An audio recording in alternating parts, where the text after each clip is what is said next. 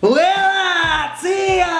E allora? Sono stato a Milano ieri, una roba che non ti sto a raccontare. Cioè tu lì ti metti in una fermata e in un tac ti passa un bus, in un tac ti passa un tram, in un tac ti passa un taxi, una roba che qui vedremo fra 200 anni circa, te capi?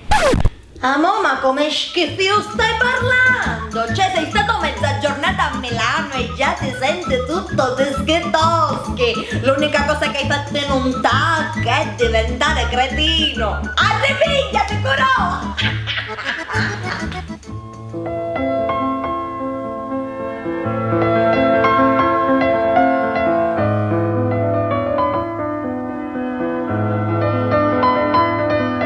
Mi hai messo in imbarazzo con me stesso. Ma non ci pensare, Joe, e parla come mangi! Arricchiati!